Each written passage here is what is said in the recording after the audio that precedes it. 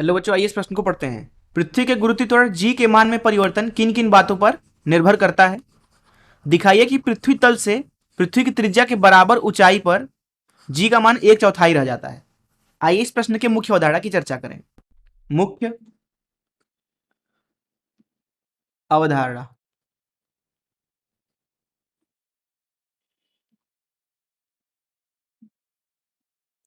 देखिए, पृथ्वी जो है हमारी एक ठोस गोले की तरह है।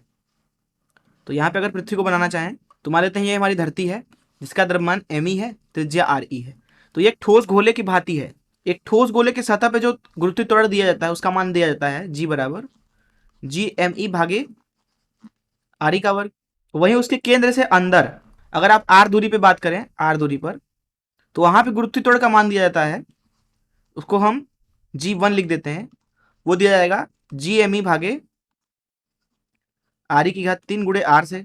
वहीं अगर हम उसके केंद्र से बाहर किसी बिंदु के बारे में बात करें, मान लेते हैं कि वो केंद्र से x दूरी पर है, तो वहां पे गुरुत्व त्वरण का मान दिया जाएगा, जिसको हम G2 बोल देते हैं, GME भागे x के वर्ग के बराबर। x जो है वो दूरी है केंद्र से, इसलिए हम बोल सकते हैं कि जो पृथ्वी की गुरुत्व त्वरण है, पहली तो वो निर्भर करती है दूरी पे, कि आप पृथ्वी के अंदर हैं या फिर सतह से आप ऊपर हैं या सतह पे हैं। अर्थात पृथ्वी के केंद्र से अगर आपकी दूरी बदलती है तो गुरुत्वाकर्षण त्वरण भी बदलता रहता है। अगर आप सतह पे बात करें तो सतह पे ये जो मान है ये लगभग लगभग हम बोलते हैं कि 9.8 मीटर प्रति सेकंड का वर्ग है। एक चीज और हम यहाँ पे समझते हैं, जो हमारी धरती है, जैसा कि आपको पता है कि पृथ्वी जो है वो किसी न किसी एक अक्ष से उसके परितः चक्कर कर रही है, क्योंकि चक्कर अगर नहीं होता तो दिन रात ना होते। और जो अक्ष है वो ध्रुवों से होकर गुजरती है।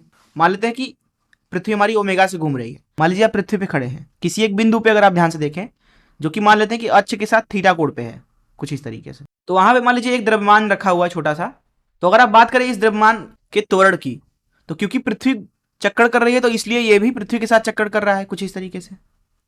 इसकी वजह से एक तो गुरुत्व त्वरण लग ही रहा है केंद्र की तरफ, दूसरा ओमेगा की घात 2 आर, पृथ्वी के सापेक्ष ओमेगा की घात 2 आर जो है वो अब केंद्रीय त्वरण है। और यहाँ आर का मान है यहाँ अक्ष से इस द्रव्यमान की दूरी, अर्थात आर साइन थीटा के बराबर।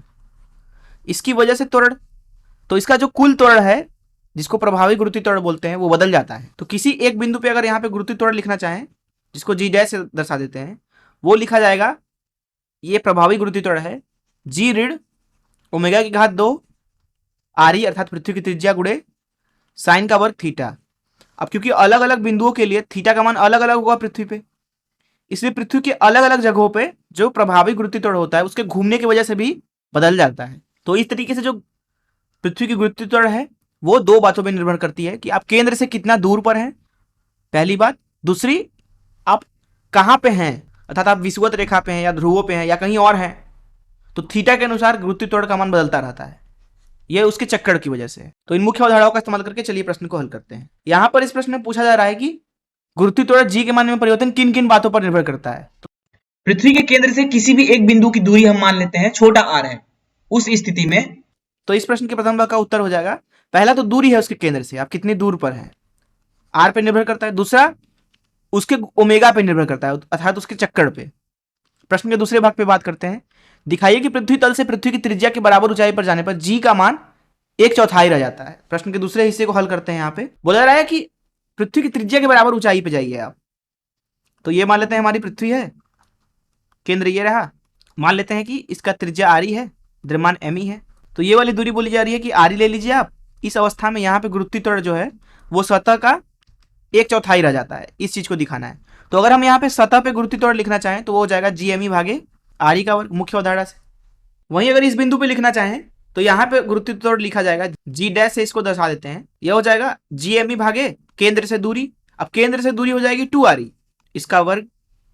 तो जी डैश का मान मिलेगा आपको, जी डैश बराबर GME भागे आर का वर्ग गुणे 1/4। ध्यान से देखें तो ये मान है सतह पर गुरुत्व त्वरण, सतह के गुरुत्व त्वरण को जी से दर्शा देते हैं। तो यहाँ पे जी डैश का मान लिखा जाएगा जी भागे 4 के, अर्थात त्रिज्या के बराबर ऊंचाई पे जाने पे जो गुरुत्व त्वरण होता है वो 1/4 हो जाता है सतह का। तो इस तरीके से इस चीज को हमने सिद्ध कर लिया। मैं आशा करता हूं कि आपको इस प्रश्न का हल जरूर समझ में आया होगा। धन्यवाद।